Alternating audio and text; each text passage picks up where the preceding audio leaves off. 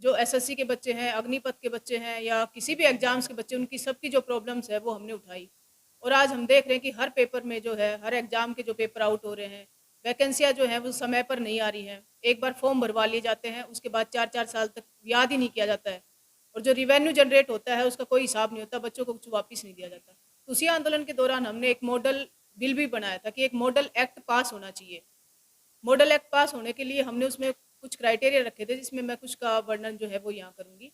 उसमें सबसे पहला ये था कि जितनी भी नौकरियाँ हैं उनका एक कैलेंडर बनना चाहिए, एक ऑल इंडिया लेवल पे, कि हर डिपार्टमेंट की जो नौकरी है वो इस महीने में आई। जैसे यूपीएस सिविल सर्विस का कैलेंडर होता है कि फरवरी के मंथ में नोटिफिकेशन आता है, मई में उसका प्री का एग्जाम होता है, फिर उसका मेंस का होता है, फिर उसका फाइनल होता है, प्री डिसाइडेड है सब कुछ। लेकिन जो अदर एग्जाम्स है, चाहे वो स्टेट पीसीएस हो, चाहे वो और कोई भी एग्जाम हो, ग्रुप बी के या ग्रुप सी के या ग्रुप डी के, किसी भी एग्जाम का कोई कैलेंडर निश्चित नहीं है। 4-4 साल, 10-10 साल तक नौकरियां नहीं आती हैं। तो उस एग्जाम का एक कैलेंडर डिसाइड हो, और जो वन डे एग्जाम है उसका जो प्रोसेस है वो 6 महीने में कंप्लीट होना चाहिए, और जो 3 स्टेज में जो एग्जाम है उसका 9 मंथ में एक प्रोसेस जो है वो कंप्लीट होना चाहिए। दूसरा, अगर हमारा देश आज़ाद हुआ तब से लेकर आज तक 2.4% सरकारी नौकरियां हैं, और जो जनसंख्या है वो एक मतलब बड़े उस पर बढ़ती जा रही है, 130 करोड़ की जनसंख्या, उससे भी ऊपर हो जो गई है अभी जनगणना होगी तो। लेकिन जो नौकरियां हैं वो उतने की उतने ही हैं, और उसमें भी 50% जो पद है वो हर डिपार्टमेंट में खाली पड़े हैं, चाहे वो अफसर लेवल पे हो, चाहे वो ग्रुप डी और सी कर्मचारी के लेवल पर हो। तो ये है कि जितनी भी आप वेस्टर्न कंट्रीज के एग्जाम्पल आप देखोगे, तो गुड गवर्नेंस देने के लिए आपको एक बड़ी मशीनरी भी चाहिए। अगर जनसंख्या ज़्यादा है तो जनसंख्या का 10 से 12% जो है वो सरकारी क्षेत्र होता है। तो जो समय पर जो नौकरियां हैं उनकी संख्या भी बढ़ानी जानी चाहिए। टोटल जो संख्या है नौकरियों की वो जनसंख्या का 12 से 13% होना चाहिए, दो अभी 2.4% है। जितने भी पद खाली पड़े हैं उनको भरना चाहिए। हर डिपार्टमेंट का एक करीब वो बनना चाहिए बिल की, उसमें 10% ज़्यादा पद जो है किसी डिपार्टमेंट में खाली नहीं रहेंगे, ये इस बिल में प्रावधान होने चाहिए। दूसरा, अगर पेपर आउट होते हैं तो फास्ट ट्रैक कोर्ट बनने चाहिए, और 3 महीने के अंदर पेपर आउट का जो भी डिसीजन है, जो भी पकड़े जाते हैं उनकी संपत्ति जो है वो नीलाम करनी चाहिए। उसमें कड़ी से कड़ी सजा इसमें जो हम कर सकते हैं वो करनी चाहिए, क्योंकि ये एक तरह से मतलब किसी को मारना, किसी से उसका रोजगार, उसका स्वाभिमान छीन लेना, दोनों एक ही बात है। गरीब परिवारों के बच्चे मेहनत और लगन से इतने साल, आप मुखर्जी नगर करोल बाग में आप देख सकते हैं कि तैयारियां करते हैं, 25-25 गज के कमरे में 10-10 साल निकाल देते हैं वो एक नौकरी के लिए, और शाम जब पेपर होता है तो पता लगता है कि पेपर आउट हो गया।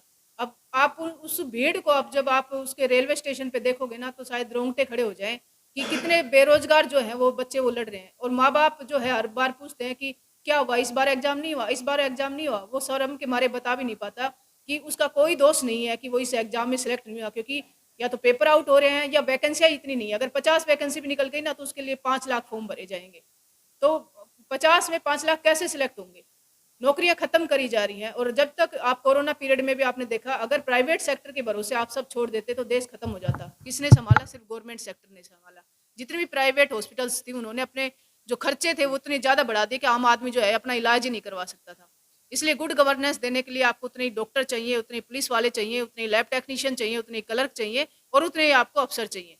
तो 10 से 12% जो है ये रोजगार होना चाहिए, और फास्ट ट्रैक कोर्ट बनने चाहिए, उनका डिसीजन आना चाहिए। उसके बाद एसएससी में जैसे सैलरी का इशू होता है, कई बार ज्वाइनिंग हो जाती है बच्चों की, और मान लो किसी वजह से जो एग्जाम की जो भर्ती है वो हाई कोर्ट में लटक जाती है, तो उनकी सैलरी भी नहीं होती, नहीं मिलती है जिसने ज्वाइन किया है। तो ये भी एक प्रावधान होना चाहिए कि जो सैलरी है जिस दिन उसकी ज्वाइनिंग डेट है उससे वो मिलनी चाहिए, जिन बच्चों ने उसको ज्वाइन किया है। अगर बाद में कुछ इन्वॉल्व कुछ चेंज होता है तो फिर उन बच्चों को उसका कंपनसेशन चेंज देके उसकी सैलरी को वापस उसे वो करना चाहिए। तो इस तरह का एक ड्राफ्ट मॉडल एक्ट जो है वो पार्लियामेंट में पास होना चाहिए, ताकि जो युवा हैं उनका भविष्य जो है इस देश में सिक्योर हो, उनको पता हो कि कब वो किस एग्जाम की तैयारी करें, कितना टाइम उनको देना चाहिए, ताकि एक गोल्डन जो एज है इसका मिस यूज ना हो, और ये एक ह्यूमन रिसोर्स है देश के लिए, उसका फायदा जो है देश उठा सके।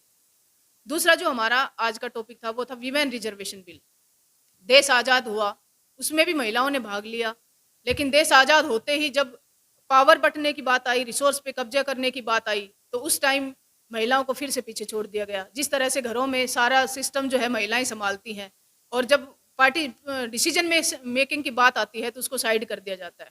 इसी तरह से देश में भी महिलाओं को जो है एक साजिश के ज़रिए जो डिसीजन मेकिंग जो बॉडी है, चाहे वो जैसे लोकतंत्र के जो 4 पिलर हैं जिनसे हमें पावर मिलती है, जैसे पार्लियामेंट है, जुडिशरी है, ब्यूरोक्रेसी है या मीडिया है, उसमें कितने परसेंट महिलाएँ हैं।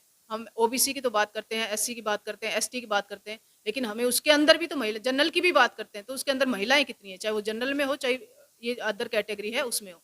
तो महिलाओं का जो पार्टिसिपेशन है वो ना तो पार्लियामेंट में है, 11 से 12% राज्यसभा में है और 14% के आसपास शायद लोकसभा में है।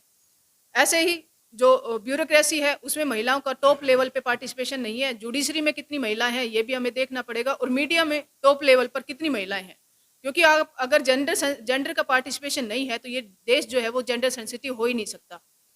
और महिलाओं को अब उनके हक से एक तरीके से वंचित करना, ये भी एक मतलब ह्यूमैनिटी के खिलाफ एक साजिश है और एक ये क्रूरता है जिसको महिलाओं को आगे आना चाहिए इसको दूर करने के लिए। और जो भाई इन सब चीज़ों को जो, क्योंकि एक महिला का पति भी होता है, उसका फादर भी होता है, उसका भाई भी होता है, समाज के जो लोग वो चाहते हैं कि एक इंक्लूसिव डेवलपमेंट हो, तो उसमें महिलाओं को पीछे ना छोड़ा जाए।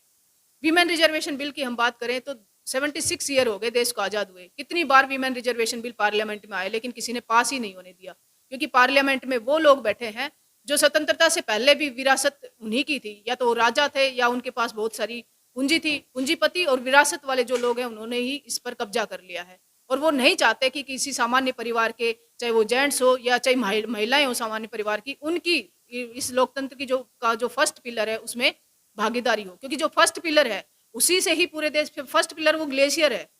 जैसे कि हिमालय एक ग्लेशियर है, हिमालय पर जो ग्लेशियर है उसी से सारी नदियां नीचे बह के आती है, ऐसे जो फर्स्ट पिलर है वो एक ग्लेशियर है पावर का और पार्टिसिपेशन का। अगर वहां पर आपका पार्टिसिपेशन है तो आपको सारी चीजों में आपकी भागीदारी मिलेगी, अगर वहां पार्टिसिपेशन नहीं है तो आप किसी भी चीज में आपकी भागीदारी नहीं होगी। इसीलिए डॉक्टर भीमराव अंबेडकर जी ने भी कहा था कि सबसे पहले आपकी जो भागीदारी है वो पार्लियामेंट में होनी चाहिए, उसके बाद जो है आपके साथ न्याय डिसाइड होगा। और अब इस गवर्नमेंट ने अगर ये बिल पास किया है तो इसको 2029 तक टाल दिया गया है कि आगे जब आगे इलेक्शन आएंगे, परिसीमन होगा, तब देखा जाएगा। 2024 के बाद 2029 में जब इलेक्शन होंगे तब, लेकिन उसका भी कोई मतलब फाइनल कोई नहीं है। आज तक क्या कोई ऐसा बिल आया है जिसको 2000 मतलब आगे आने वाले 5 साल पे टाल दिया गया हो? कोई एक बिल जिसका एग्जाम्पल आप दे सकते हो, इकोनॉमिक वीकर सेक्शन एक दिन में लागू हो गया था, एक दिन पास हुआ, उसके नेक्स्ट डे वो लागू हो गया। तो ये एक साजिश है महिलाओं के प्रति, ताकि वो इन डेमोक्रेसी के जो पिलर्स हैं, जो पावर जहाँ से जनरेट होती है वहाँ पर उनका पार्टिसिपेशन ना हो। तो मैं ये कहना चाहूँगी कि अगर पार्टियाँ, उनकी नीयत अगर नहीं है महिलाओं को पार्टिसिपेशन देने की, अगर वो आपको नहीं भेजना चाहती संसद में, तो जो पार्टी सिस्टम है वो वैसे भी अवैध है एक तरीके से, क्योंकि संविधान में कहीं भी नहीं कहा गया है कि जो पार्टी है वही डेमोक्रेसी में अपनी भागीदारी देंगी, उन्हीं के कैंडिडेट डेमोक्रेसी में आएंगे।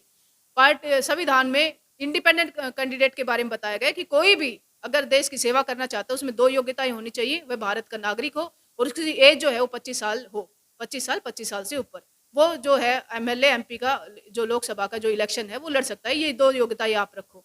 उसके बाद संविधान ने तो ये भी कहा है कि जिसके ऊपर हीनियस क्राइम के जो केस चल रहे हैं वो इसका इलेक्शन नहीं लड़ सकता। लेकिन कितने आज एमपी जो है, जो बाहुबली है, हीनियस क्राइम के जो केसेज हैं उनके ऊपर लगे हुए हैं, लेकिन वो वहां पर बैठे हैं। इलेक्शन कमीशन ने कहा है कि लोकसभा में अगर खर्च की हम बात करें तो छोटे स्टेट के लिए 75 ईयर्स और बड़े स्टेट के लिए 95 लाख ये इसमें रखा गया है। लेकिन इतना ज़्यादा जो ADR association of democratic reforms की अगर आप रिपोर्ट देखेंगे तो 100 करोड़ लगभग एक लोकसभा पे खर्च हो रहे हैं, और आप इलेक्शन कमीशन की साइट पे भी देख सकते हैं।